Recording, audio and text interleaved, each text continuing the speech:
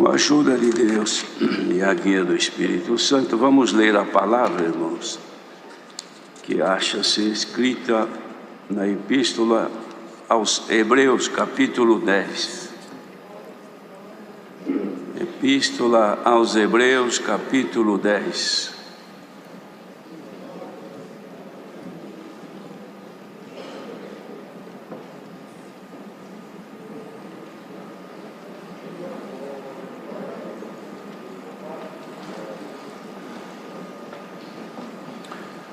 Glória a Jesus.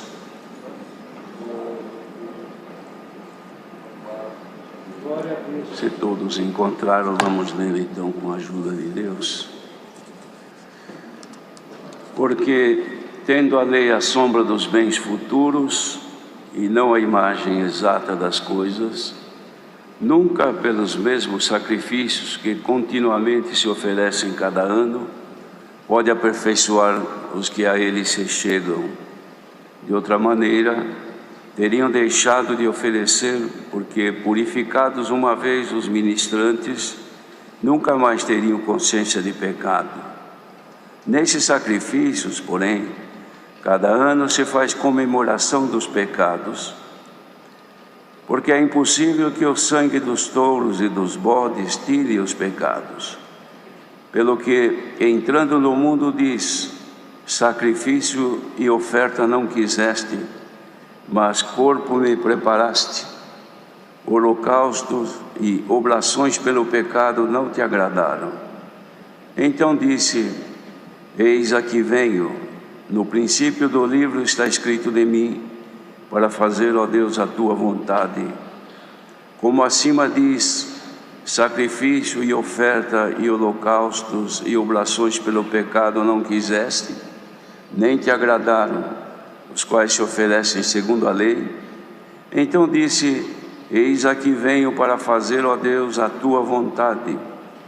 Tira o primeiro para estabelecer o segundo, na qual vontade temos sido santificados pela oblação do corpo de Jesus Cristo, feita uma vez. E assim todo sacerdote aparece cada dia, ministrando e oferecendo muitas vezes os mesmos sacrifícios, que nunca podem tirar os pecados. Mas este, havendo oferecido um único sacrifício pelos pecados, está assentado para sempre à destra de Deus. Daqui em diante, esperando até que os seus inimigos sejam postos por escabelo de seus pés. Porque como com uma só oblação aperfeiçoou para sempre os que são santificados, e também o Espírito Santo nos testifica, porque depois de haver dito: este é o concerto que farei com eles depois daqueles dias, diz o Senhor, porei as minhas leis em seus corações e as escreverei em seus entendimentos. Acrescenta: e jamais me lembrarei de seus pecados e de suas iniquidades. Ora, onde há remissão destes, não há mais oblação pelo pecado.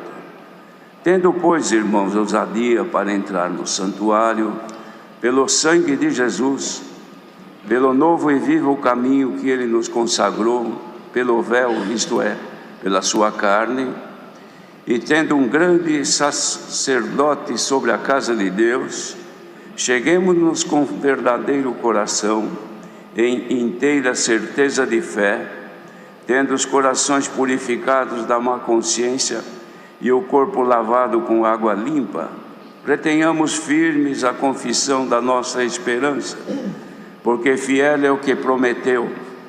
E consideremos-nos uns aos outros para nos estimularmos à caridade e às boas obras, não deixando a nossa congregação, como é costume de alguns, antes admoestando-nos uns aos outros, e tanto mais quanto vedes que se vai aproximando aquele dia. Porque se pecarmos voluntariamente, depois de termos recebido o conhecimento da verdade, já não resta mais sacrifício pelos pecados, mas uma certa expectação horrível de juízo e ardor de fogo, que há de devorar os adversários. Quebrantando alguém a lei de Moisés, morre sem misericórdia, só pela palavra de 2 ou 3 testemunhas. De quanto maior castigo cuidais vós, será julgado merecedor aquele que pisar o Filho de Deus e tiver por profano o sangue do testamento com que foi santificado, e fizer agravo ao Espírito da graça, porque bem conhecemos aquele que disse: minha é a vingança, eu darei a recompensa, diz o Senhor. E outra vez, o Senhor julgará o seu povo. Horrenda coisa é cair nas mãos do Deus vivo. Lembrai-vos, porém, dos dias passados em que, depois de seres iluminados, suportastes grande combate de aflições. Em parte fostes feitos espetáculo com vitupérios e tribulações, e em parte fostes participantes com o que assim foram tratados. Porque também vos compadeceste dos que estavam nas prisões, e com gozo permitiste a expoliação dos vossos bens, sabendo que em vós mesmos tendes dos céus uma possessão melhor e permanente. Não rejeiteis, pois, a vossa confiança, que tem grande e avultado galardão. Porque necessitais de paciência, para que, depois de haverdes feito a vontade de Deus, possais alcançar a promessa. Porque ainda um pouquinho de tempo, e o que há de vir virá, e não tardará. Mas o justo viverá da fé, e se ele recuar, a minha alma não tem prazer nele. Nós, porém, não somos daqueles que retiram para a perdição, mas daqueles que creem para a conservação da alma.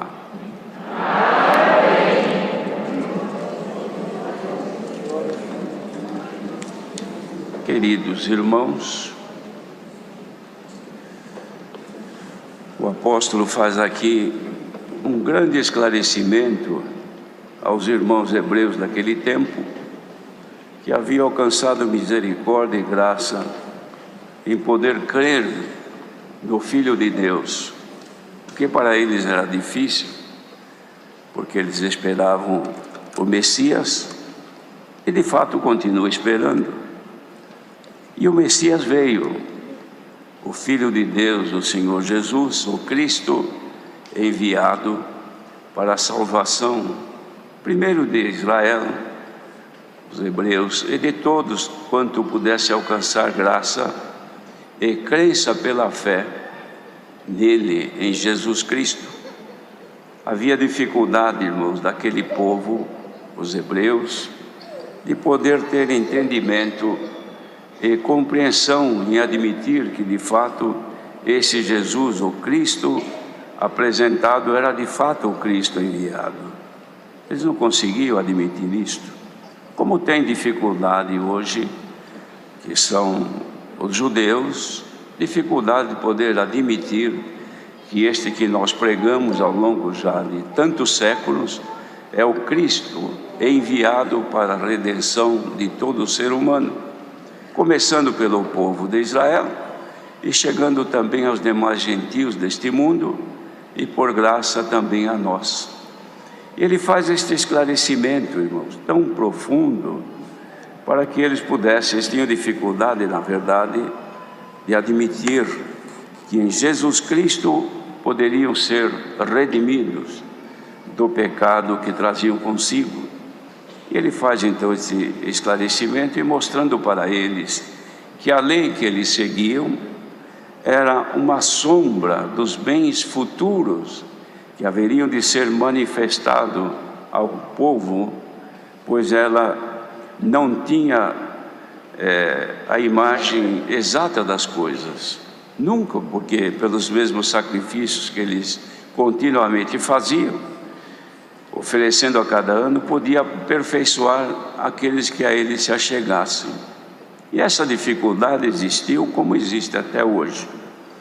Mas era apresentado aqui, irmãos, um recurso para a redenção do homem, fazendo-o poder voltar a Deus na sua origem, cumprindo o que já estava predito, que este corpo volta à terra de onde fora tirado, e o Espírito a Deus que o deu. E a volta do Espírito para Deus, ele precisa ser justificado, liberto do seu pecado, para poder voltar então a Deus justificado, ou seja, depois da purificação, alcançar em Jesus Cristo a justificação.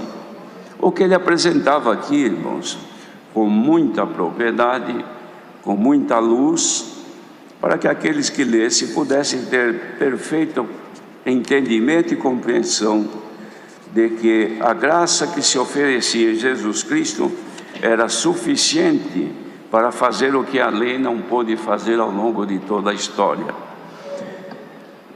De fato, irmãos, nós podemos que, na verdade, não estivemos sujeitos à lei dada a Moisés, mas a obediência dos preceitos de Deus, sim. Todos nós estamos debaixo das ordens de Deus, para que possamos sempre estar diante dele justificados. Então a estes o Senhor dava o apóstolo de exortar a preservação da fé neles.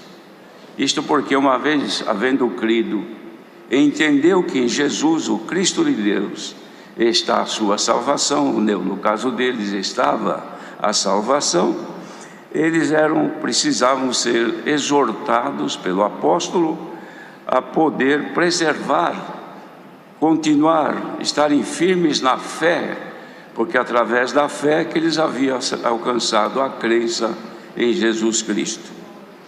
Hoje, irmãos, no nosso caso é a mesma coisa. O Senhor manda a palavra, tendo como objetivo principal a preservação da fé que nos tem conduzido na crença do Senhor Jesus nesta bendita graça. Perdendo a fé, perde-se a confiança, e na desconfiança vem a desobediência, e na desobediência vem a condenação. De modo que a palavra dada ao apóstolo, que exorta então a se preservar na fé, esta é a que o Senhor nos envia nesta manhã, para que nós nos mantenhamos firmes na fé, porque sem fé é impossível agradar a Deus. Se a pessoa deixou de ter fé, deixou de crer, deixou de ser crente, e não sendo mais crente, torna-se uma pessoa descrente, e por conseguinte, livre da obediência da palavra, passando a obedecer exclusivamente os seus sentimentos. E neste mundo tão contaminado como estamos, sem fé é impossível agradar a Deus, porque o pecado, irmãos, ele se multiplica a cada hora, e não havendo então possibilidade de estarmos firmes na graça, nós vamos perder a condição de estarmos em pé. E diz a palavra: aqueles que estão em pé, ou aqueles que estão em pé, olhem, não caia.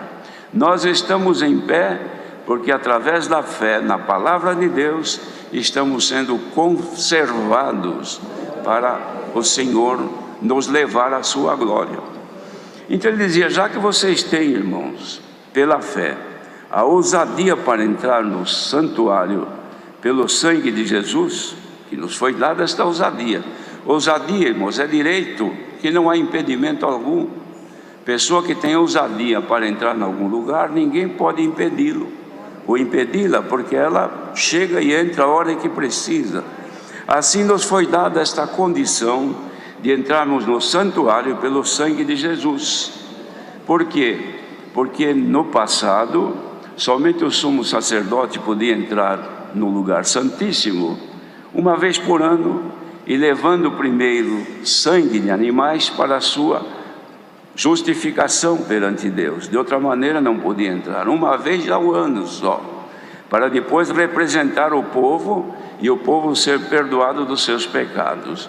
Mas agora em Jesus Cristo já não é com sangue de animais, mas com o sangue de Jesus Cristo, este santuário nos foi aberto, de modo que agora os crentes em Jesus têm, irmãos, ousadia para entrar no santuário pela fé, todas as vezes que necessitarem Este foi o grande bem e o grande favor que o Senhor nos fez, que agora nós podemos nos achegar a Ele.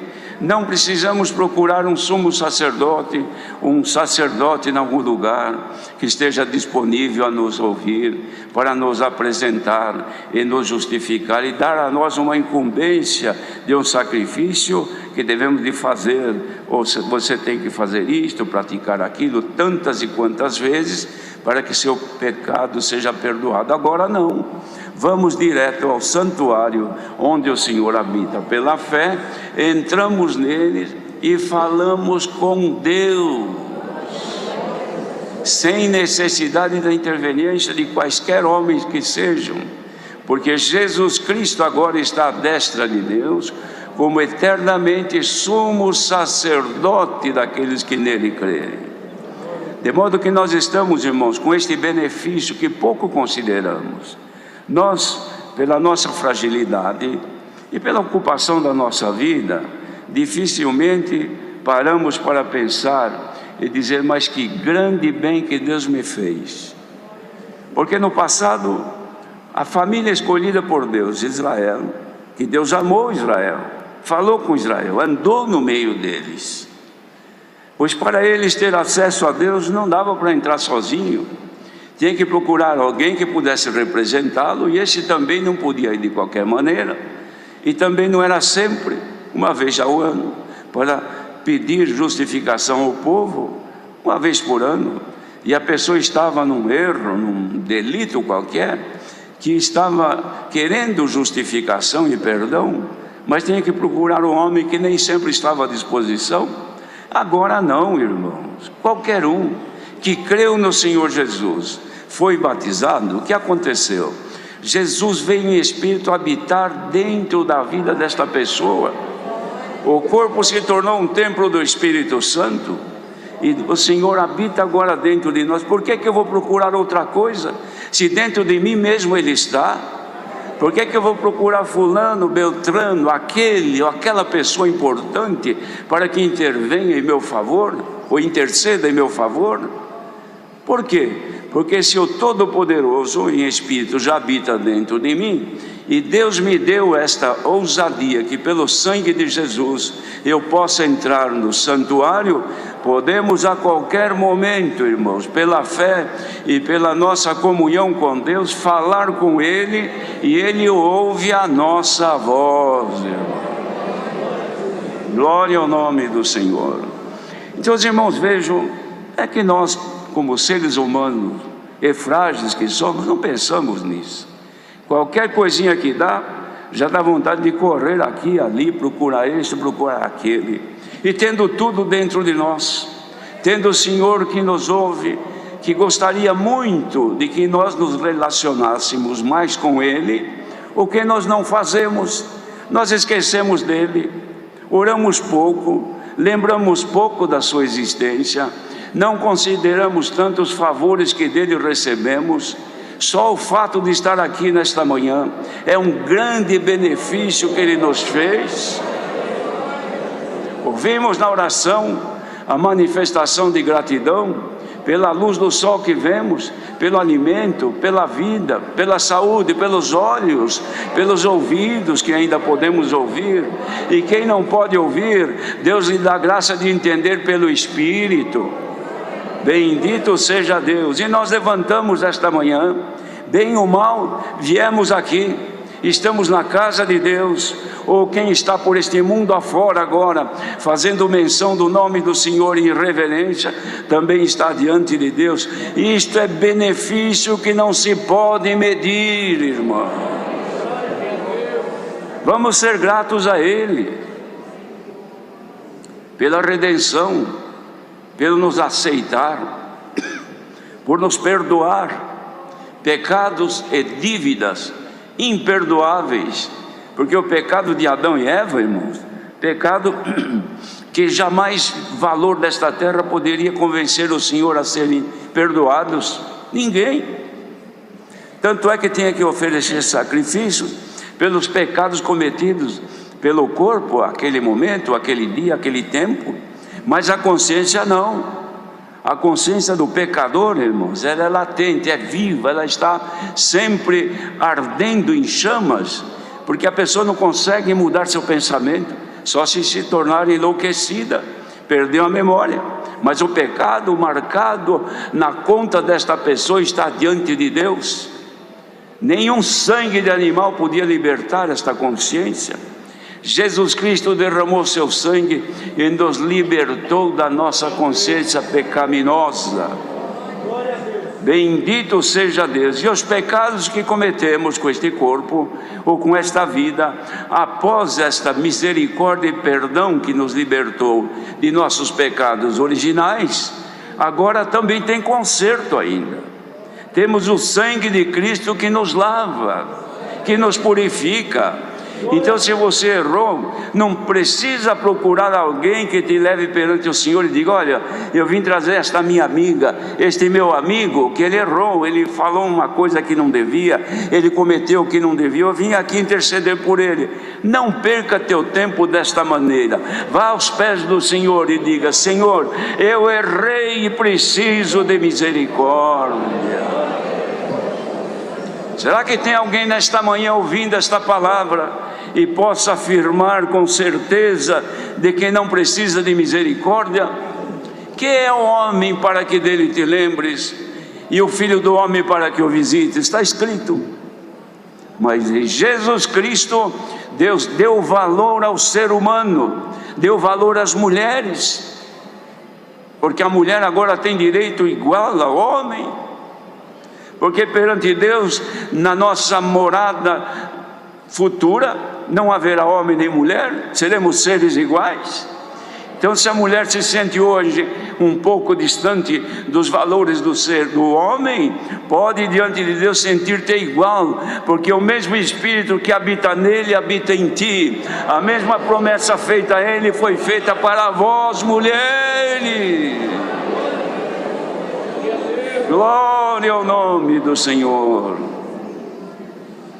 Então o Senhor deu aqui ao apóstolo de ensinar muitas coisas, mas ele disse aqui, então, o que interessa para nós nesta manhã, que esta condição de entrar no santuário foi dada a nós pelo vivo caminho que ele nos consagrou, pelo véu, isto é, pela sua carne. O véu, irmãos, era um limite que impedia de entrar no lugar santíssimo, ou no lugar, o santo dos santos.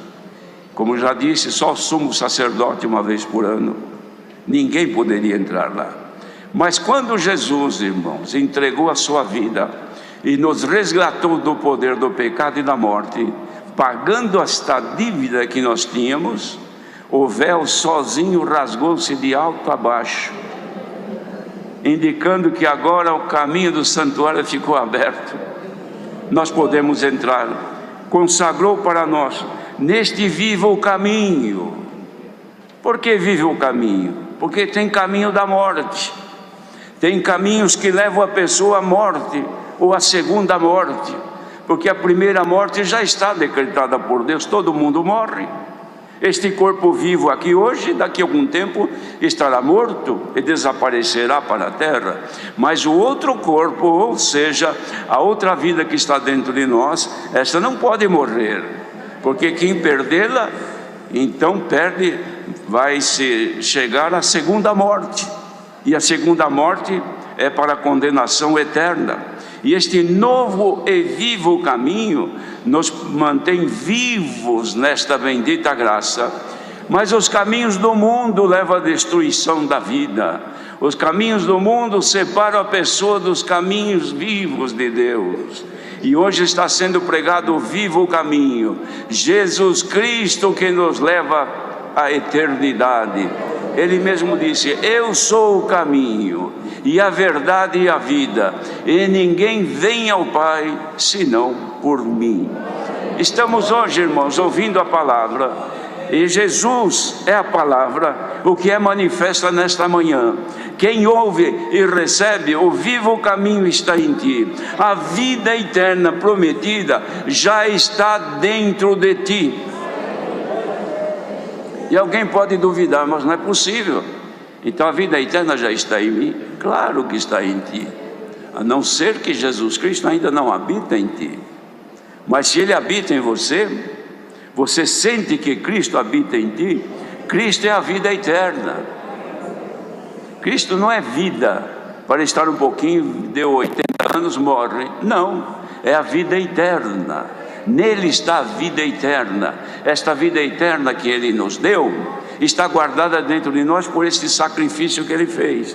Agora, irmãos, perder isso é a maior loucura do ser humano. Trocar esta eternidade que está dentro de nós, que Adão perdeu e Eva perdeu, e agora foi resgatada e está dentro de nós. A vida externa já está dentro de cada um que creu no Filho de Deus. E como ela é viva, o Espírito de Deus confirma em nós de que nós somos filhos de Deus adotados. Mas é necessário sentir, é necessário andar nos caminhos da vida.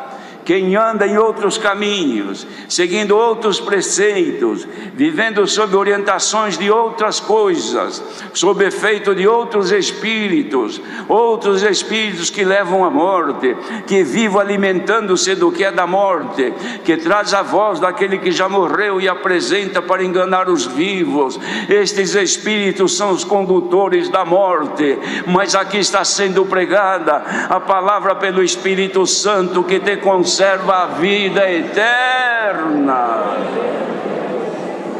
Oh, irmãos, despertemo-nos, consideremos que nós já pertencemos à eternidade nos céus com Cristo, o Filho de Deus.